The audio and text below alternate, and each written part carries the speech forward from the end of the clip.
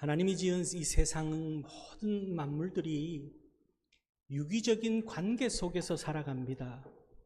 동물들 나름대로 먹이 사슬 가운데 질서가 있고 그 질서 속에서 서로 간에 관계된 모습 속에서 그렇게 살아갑니다. 그 물에 있는 악어는 정말 사나운 짐승이죠. 그런데 악어새라는 것이 있습니다. 악어는 악어새를 잡아먹지는 않습니다.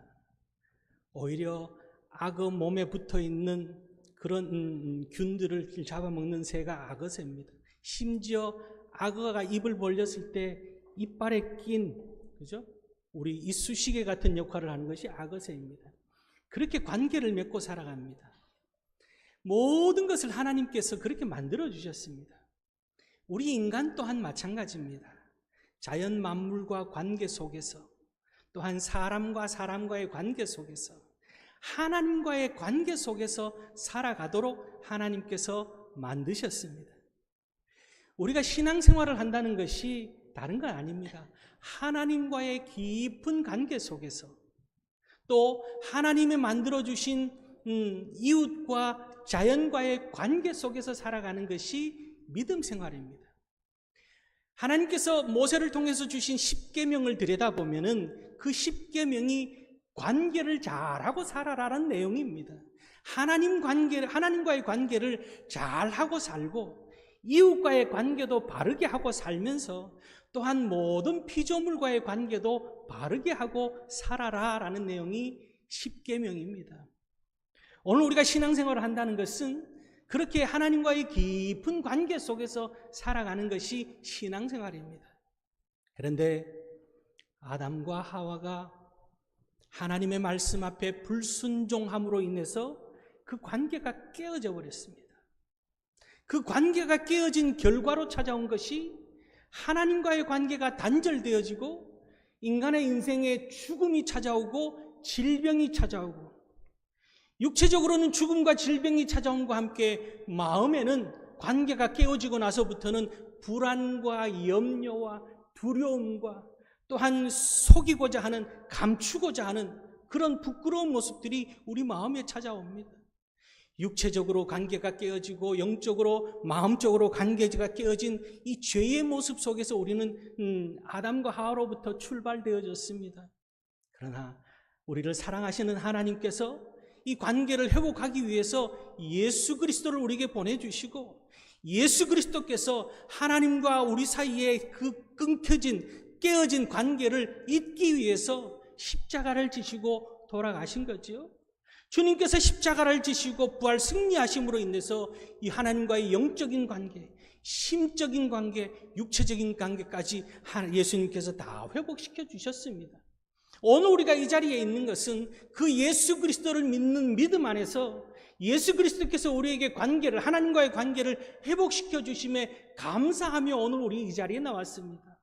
여러분, 그 은혜를 잊지 않고 살아가는 그런 하나님과의 바른 신앙의 관계를 맺는 우리들 가운데 예수님께서 이 관계를 회복시켜 주셨음을 한순간도 잊지 않고 사는, 은혜를 잊어버리는 그런 우리들이 아니라 늘 은혜를 기억하며 하나님과 깊은 교제의 삶을 살아가는 그런 우리 성도님들 되시기를 주님의 이름으로 축원합니다. 그러기에 오늘 말씀은요, 하나님과의 관계를 맺으며 살아가는 우리의 모습이 어떠해야 되는지, 우리의 마음가짐과 우리의 기준이, 우리의 가치관이 어떠해야 되는지를 잘 알려주는 귀한 말씀입니다. 그 첫 번째는 늘 하나님 앞에서라고 하는 생각으로 살아가야 된다. 그렇게 하나님을 사모하는데 하나님이 우리 앞에 늘 계시다라고 하는 그런 믿음으로 살아야 된다라고 오늘 우리에게 그렇게 말씀하고 있습니다. 오늘 본문 8절 상반절을 보면은 여호와여 주께서 심판하시는 길에서 우리가 주를 기다렸사오며 이렇게 말합니다. 세번역 성경을 들여다보면은요, 오늘 본문 말씀을 우리 성경이 지금 주께서 심판하시는 길에서 이렇게 되어져 있는데, 세번역 성경은 주님께서 말씀하시는 길에서 주님을 사모하며 기다렸다라고 그렇게 표현하고 있습니다. 오늘 우리가 사는 세상은 참 죄 많은 세상입니다. 적당히 죄와 타협하면서 살아가야 되는 그런 세상 속에 살아갑니다. 믿음 생활을 하면서도 정해진 룰을 이 정도는 벗어나도 괜찮다고 하는 스스로 용납하며 그렇게 살아가게끔 만드는 것이 세상입니다. 타협하게 만들고 넘어서게 만들고 뒤로 물러서게 만드는 사단 마귀는 끊임없이 우리를 그렇게 교묘하게 하나님과 멀어지게 만듭니다. 그러나 우리가 기억해야 될 것은 세상에 물든 인생이 아니라 하나님이 우리 앞에 늘 계신다고 하는 그런 믿음을 가지고 주님의 말씀을 바라보며 주님의 말씀을 사모하며 주님의 말씀을 믿고 주님의 말씀을 의지하며 나아가는 그런 신앙의 삶을 살아야 된다는 거죠. 하나님이 내 앞에 계신다는 것이 여러분 어떤 의미일 것 같습니까? 추석 명절에 고향 다 다녀오셨습니까? 저도 추석 다음 날 다녀왔습니다. 추석 다음 날 가서 아침 일찍 가서 가족들 예배 드리고 또 함께 식사하고 그리고 아버지 산소를 다녀왔습니다. 산소를 가는데 차를 몰고 가는데 계속 차가 밀려가는 거예요. 오는 차는 하나도 없고 한적한데 가는 차들만 밀려가는 겁니다. 2차선 도로기 때문에 추월하기도 그렇고 그런데 용감한 분이 뒤에서 쫙 추월을 해서 갑니다. 추월을 해서 쫙 가다가 차가 갑자기 추월하던 선에서 멈춰서고 다시 들어옵니다. 왜 추월하다가 멈춰서 들어올까? 오는 차도 없는데 나중에 알고 봤더니 그 긴 차 행렬 제일 앞에 경찰차가 가고 있었어요. 여러분, 경찰차가 가고 있는데 누가 그 앞을 가로질러 갑니까? 죄를 범할 수도 없는 그런 상황이죠. 하나님이 내 앞에 계시는데, 하나님 앞에서의 삶이란 것은 하나님이 내 앞에 계시는데 우리가 그렇게 행할 수 없는 그런 삶이라는 거죠. 늘 내 앞에 하나님이 계신다는, 하나님과 우리가 관계를 맺고 살아가는데 하나님께서 늘 내 앞에 계신다는 사실을 기억하고 그렇게 하나님을 쫓아가는 삶, 하나님을 바라보고 가는 삶, 하나님이 이끄신 대로 가는 삶, 그것이 하나님이 내 앞에 계신다라고 하는 믿음을 가지고 가는 삶이라는 거예요. 우리는 때로는 넘어집니다. 인간이기 때문에. 예수 그리스도 외에는 누가 완벽하겠습니까? 때로는 넘어지기도 하고 때로는 좌절하기도 하고 때로는 죄를 범하기도 합니다. 그러나 그 즉시 하나님 앞에 자복하는 것이 또한 소중한 것이라는 거예요. 앞서서도 얘기했지만 아담과 하와가 하나님과 같아지려고 하는 그 욕심과 이기심으로 인해서 하나님의 말씀을 거역하고 선악을 알게 하는 나무의 열매를 먹게 됩니다. 그리고는 죄를 깨닫고 어떻게 했습니까? 그들이 아담과 하와가 죄를 깨닫고 하나님 앞에 그 즉시로 하나님 앞에 자복했더라면 인류 역사는 달라졌을 것이고 성경의 내용은 지금과는 다른 기록이었을 겁니다. 그런데 아담과 하와는 어떻게 합니까? 죄를 깨닫고 부끄러워서 하나님 앞에 설 수 없어서 숨게 됩니다. 인간의 모습이 그렇습니다. 감추려고 하는 것이 죄의 본성입니다. 우리는 자신의 치부를 다 가리려고 합니다. 아무도 안 봤겠지 두리번 살피면서 감춥니다. 감춘다고 감추어집니까? 하나님 앞에 감출 수가 없는 것이 하나님 앞에서의 모습입니다. 하나님께서는 죄를 범한 아담과 하와에게 찾아왔습니다. 그리고 묻습니다. 아담아, 너가 어디 있느냐? 하나님이 몰라서 물은 게 아니죠. 회개할 기회를, 용서를 구할 기회를 주시는 거죠. 그런데 아담과 하와는 어떻습니까? 하와 때문에, 뱀 때문에 라고 하는 핑계거리를 찾고 하나님 앞에 부끄러운 모습이 되어져서 결국은 죄의 결과로 오늘 인류가 죄 가운데 살아갈 수밖에 없는 그런 안타까운 역사를 만들고 맙니다. 여러분, 늘 하나님 앞에서의 모습으로 살아가는 그런 우리 성도님들 되시기를 주님의 이름으로 축복합니다. 우리는 죄를 범할 수 있습니다. 인간인 거로. 그러나 주님을 믿는 믿음 안에서 즉시 하나님 앞에 자복할 줄 아는 것 또한 참 용기 있는 믿음이요, 관계를 회복할 수 있는 그런 우리라는 거예요.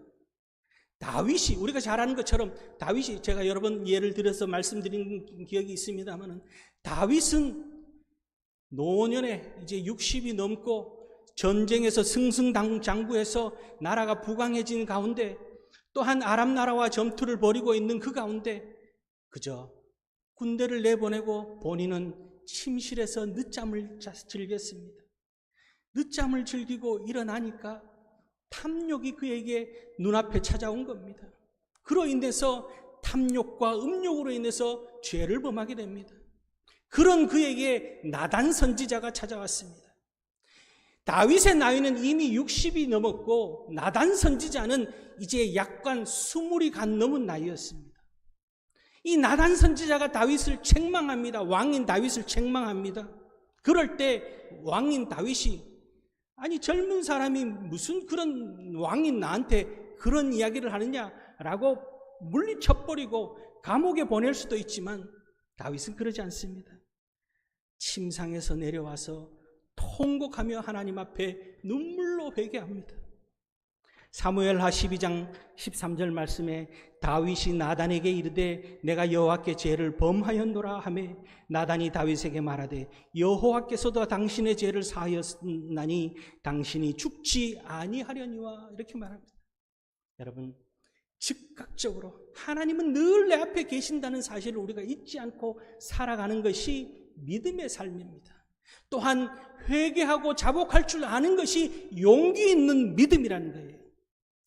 우리 자신을 돌아보면은 참 우리는 때로는 믿음 생활하면서도 욕심으로, 믿음 생활하면서도 교만한 모습으로, 믿음 생활하면서도 부정적인 생각에 사로잡혀서 살아갈 때가 있습니다.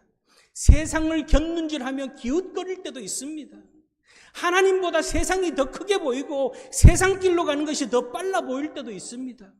그러나 우리가 늘 기억해야 될 것은 우리가 하나님 앞이라는 사실, 하나님보다 추월해 갈 수 없다는 사실, 추월하는 것이 죄가 될 수 있다는 사실을 잊지 않고 늘 하나님을 사모하며 하나님 앞에서의 신앙으로 나아갈 때에 그 길이 안전한 길이요, 그 길이 축복의 길이요, 그 길이 용서의 길이요, 그 길이 은혜의 길임을 잊지 않고 주님 앞에서 믿음으로 살아가는 그런 하나님과의 깊은 교제 속에 사는 우리 성도님들 되시기를 주님의 이름으로 축원합니다. 두 번째는요, 한평생 하나님 제일로 살아가야 된다는 거예요. 첫째도 하나님, 둘째도 하나님, 셋째도 하나님이어야 한다는 거죠. 시작도 하나님, 끝도 하나님, 그런 삶을 사는 것이 믿음의 삶입니다. 오늘 8절 하반절을 보면은 주의 이름을 위하여 또 주를 기억하려고 우리 영혼이 사모하나이다, 그렇게 말합니다. 세상에 하나님을 모르는 이들은 다 자기중심적으로 삽니다. 자기를 위해서 삽니다. 늘 모든 것이 자기에게 포커스가 자기에게 맞춰져 있습니다. 그래서 내 것, 내 명예, 내 인기, 내 위치, 내가 가지고 있는 것, 이것을 위해서 살아갑니다. 모두가 그렇습니다. 그래서 빼앗기지 않으려고, 잃어버리지 않으려고, 내 위치에서 잃어버리지 않으려고, 내 가진 것을 빼앗기지 않으려고 그렇게 부단히 노력합니다. 그것이 물질적인 것이기도 하고 심지어 육체적인 것도 내 것이라고 하는 그런 생각 속에 우리는 그렇게 노력을 합니다. 온갖 막 꾸미기도 하죠. 그죠? 고치기도 하고 내 거라고 생각해서 열심히 그렇게 합니다. 그러나 예수 믿는 우리는 기준이 다릅니다. 누구의 것입니까? 하나님의 것, 주님의 것. 내 것이 아니고, 내가 내 것이 아니고 주님의 것. 그래서 우리가 주님이라고 부르지 않습니까? 내 삶의 주인이 하나님이시라고 고백하는 것이 주님이라는 거죠. 하나님께서 나를 지으시고 하나님께서 오늘 수많은 이 땅의 수억의 인구 가운데서 나를 택하여 주시고 일생 주님의 인도하심을 받아서 오늘 하나님이 주인 되는 삶을 살아갈 수 있도록 축복해 주셨습니다. 그래서 로마서 14장 7절 8절 말씀에 보면은 우리 중에 누구든지 자기를 위하여 사는 자가 없고 자기를 위하여 죽는 자도 없도다. 우리가 살아도 주를 위하여 살고 죽어도 주를 위하여 죽나니 그러므로 사나 죽으나 우리가 주의 것이로다. 아멘이죠. 이 말씀에 아멘이 되어져야 됩니다, 여러분. 사나 죽으나 주의 것인 줄 믿으실 수 있길 바랍니다. 목사님, 그 말씀은 맞는데 조금은 내 것 하면 안 되겠습니까? 우리는 간혹 그런 심정으로 살아갑니다. 하나님이 다 주인이신 줄 내가 압니다. 그런데 요 한 부분만큼은 내가 좀 주인하면 안 되겠습니까? 살든지 죽든지 주님의 것인 줄 믿고 살아가는 그 인생이 복된 인생입니다. 우리가 이 땅에서 살면서 희노애락을 즐깁니다. 기쁠 때가 있고 즐거울 때가 있고 슬플 때가 있고 괴로울 때가 있습니다. 기쁘고 즐거울 때는 하나님이 나의 하나님이시고 괴롭고 슬플 때는 하나님이 나를 외면하는 것처럼 느끼며 그렇게 사는 인생이 아닙니다. 슬플 때나 기쁠 때나 괴로울 때나 즐거울 때나 살든지 죽든지 밤이든 낮이든 하나님께서 나의 주인 되심을 우리가 잊지 않고 사는 것이 하나님과의 깊은 관계 속에서 그렇게 살아가는 축복의 비결이라는 거예요.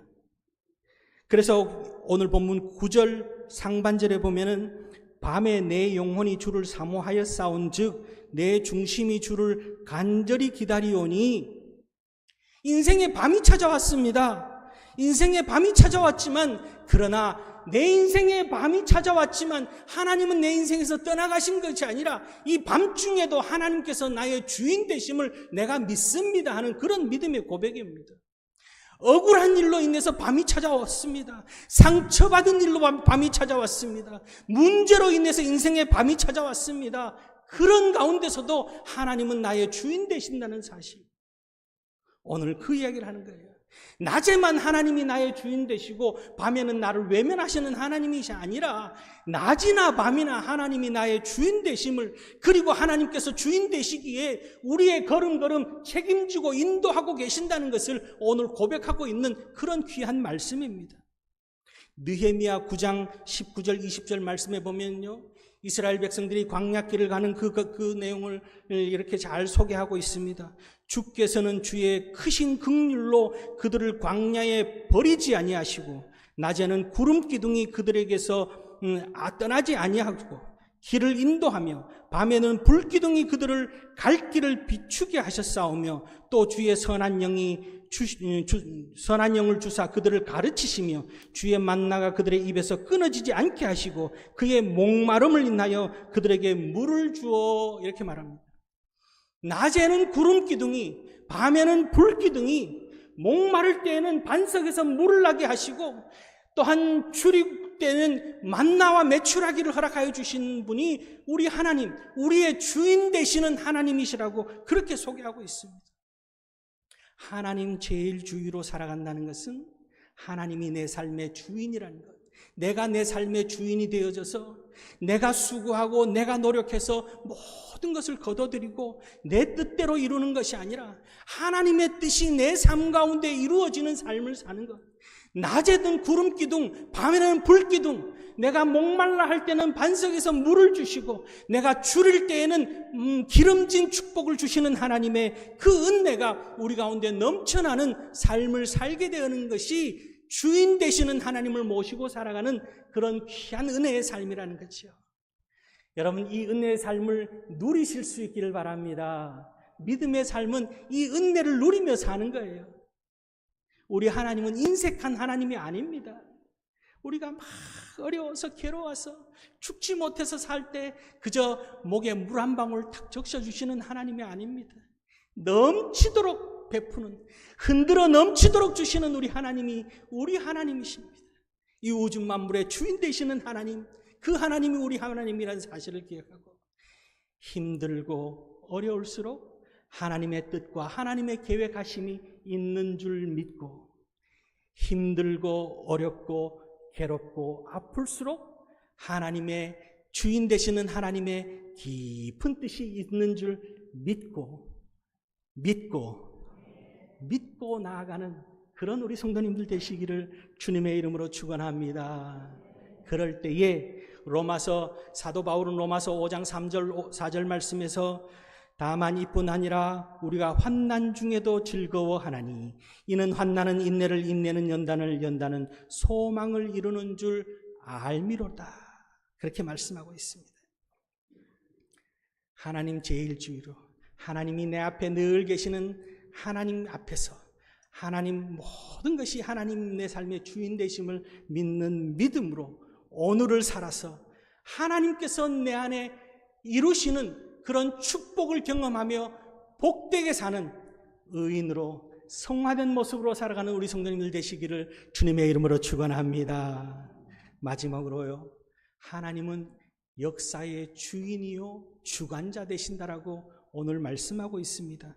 9절을 이어서 보면은 이는 주께서 땅에서 심판하시는 때에 세계의 거민이 의를 배움이니이다 이렇게 말하고 있습니다.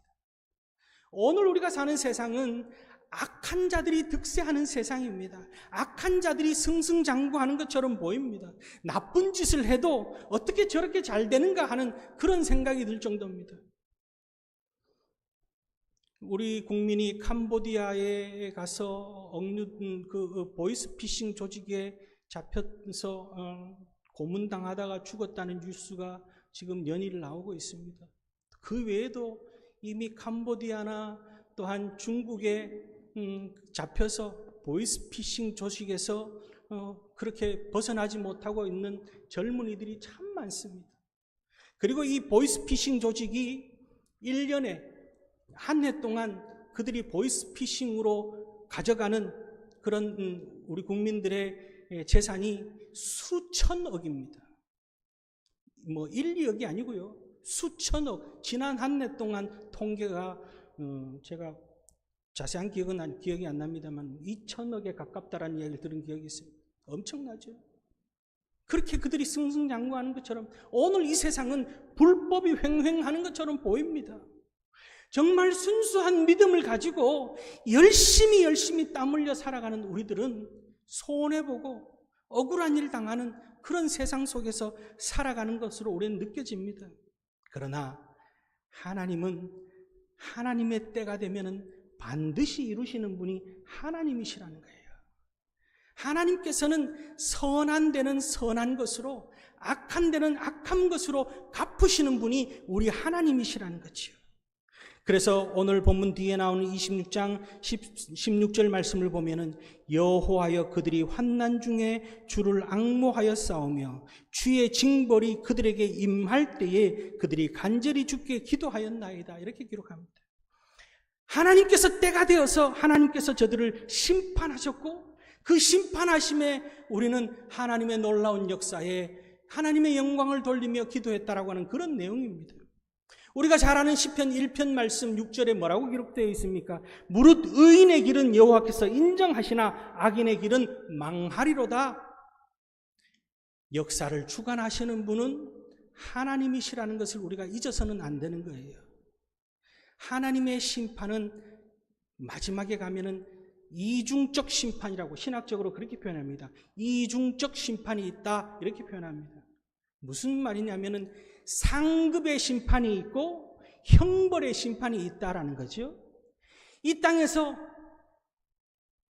어려움과 아픔과 힘듦과 괴로움이 있어도 사단마귀의 유혹을 뿌리치고 사단마귀의 핍박을 견뎌내며 끝까지 믿음을 지킨 우리에게는 상급의 심판이 있고 그러지 않고 세상 방법으로 세상 꾀를 부려서 산 이들에게는 형벌의 심판이 기다리고 있다라는 것을 말씀하는 겁니다. 여러분, 우리가 살아가면서 크고 작은 문제들을 만납니다. 억울한 일도 있습니다. 괴로운 일도 있습니다. 속상한 일도 있습니다. 여러분, 그 모든 것들 내가 해결하려고 하지 말고 하나님 손에, 역사의 주인 되시는 하나님 손에 다 맡겨드리는 것, 그것이 믿음의 삶인 거예요. 여러분, 진정한 믿음의 삶을 사는, 그래서 하나님과 더 깊은 관계 속에서 은혜의 삶을 살아가는, 하나님의 축복을 경험하는, 하나님께서 역전시키시는, 요셉의 인생을 역전시키셨던 것처럼 하나님께서 역전시키시는, 모세의 인생을 역전시키신 것처럼 하나님께서 역전시키시는, 베드로의 인생을 역전시키신 것처럼, 사도 바울의 인생을 역전시키신 것처럼 역전시키시는 하나님의 은혜를 경험하며 하나님의 역사하심을 바라며 나아가는 그런 우리 성도님들 되시기를 주님의 이름으로 축원합니다. 히브리서 11장 3절 말씀에서는요, 믿음으로 모든 세계가 하나님의 말씀으로 지어진 줄을 우리가 아나니 보이는 것은 나타난 것으로 말미암아 된 것이 아니니라, 그렇게 말합니다. 우리 눈에 보이는 것이 전부가 아니라는 거예요. 여러분, 우리가 볼 수 있는 시각이, 육체적인 시각도 마찬가지입니다. 우리가 보여지는 시각보다 보이지 않는 것이 더 많습니다. 영적인 것도 마찬가지입니다. 우리가 보는 것보다도 보이지 않는 하나님의 섭리하심이 이루 말할 수 없습니다. 오늘 우리 장로님도 기도했습니다. 합력하여 선을 이루시는 하나님이라 했습니다. 당장은 괴롭고 힘든 일들이 연속됩니다. 분함과 억울함도 우리 가운데 찾아옵니다. 그러나 그 모든 것 하나님 손에 다 맡기고 나아갈 때 결국에는 하나님께서 다 이루신다는 거예요. 이번에 시골에 가서 보니까 벼들이 이제는 다 자랐습니다. 벼들이 자랐는데 벼 가운데 키가 더 큰 녀석들이 있어요. 쭉정이라 그러죠. 삐쭉삐쭉 나와 있는 애들이 있습니다. 돋보입니다. 그런데 아무짝에 쓸모없는 그 쭉정이들은 어떻게 됩니까? 추수 때에 다 그냥 쓰레기가 되고 마는 거죠. 그 쓰레기가 되고 말 것을 우리가 부러워하고 또한 그 쓰레기가 될 것을 두려워하며 사는 인생이 아니라 오직 주님만, 역사의 주인 되시는 주님만 바라보며 나아가는 그런 우리들 되시기를 주님의 이름으로 축원합니다. 이사야 27장 3절 4절 말씀에 나 여호와는 포도원 지기가 되며 때때로 물을 주며 밤낮으로 간수하여 아무든지 이를 해치지 못하게 하리로다. 나는 포도원에 대하여 노함이 없나니 찔레와 가시가 나를 대적하여 싸운다 하자 내가 그것을 밟고 모아 불사르리라, 그렇게 말합니다. 농부이신 주님께서 우리를 포도원이라 하셨습니다. 그리고 주님께서는 밤낮 간수하시겠다라고 약속하고 있습니다. 하나님께서는 가시와 찔레를 다 모아 불사른다라고 그렇게 말씀합니다. 여러분, 우리 스스로 가시와 찔레를 대적하지 마세요. 하나님께서 다 하시는 거예요. 우리는 열매 맺기만 하면 되는 거예요. 염려, 근심, 걱정, 원망, 불평 다 주님께 맡기고 하나님 극상품의 열매 맺는 이 추수 때에 열매 있는 삶을 살아가는 하나님, 주인 되시는 농부이신 하나님 앞에 내어놓을 것 있는 포도 열매가 되기를 원합니다. 그런 믿음으로 오늘을 살아서 하나님께서 이루시고 하나님께서 역사하시는 귀한 축복을 경험하는 그런 간증거리가 넘치는 축복의 주인공들이 다 되시기를 주님의 이름으로 축원합니다. 그러기 위하여서 우리는 더 깊이 하나님과 관계 속에 살아야 됩니다. 예수님께서 말씀하신 것처럼 너희는 가지라. 하나님께 접붙임된 가지로서 하나님 제일주의로 하나님 앞에서 하나님께서 주관하심을 믿고 그렇게 복되게 사는 평안의 삶을 누리는 우리 모든 성도님들 되시기를 주님의 이름으로 축원합니다. 기도하시겠습니다.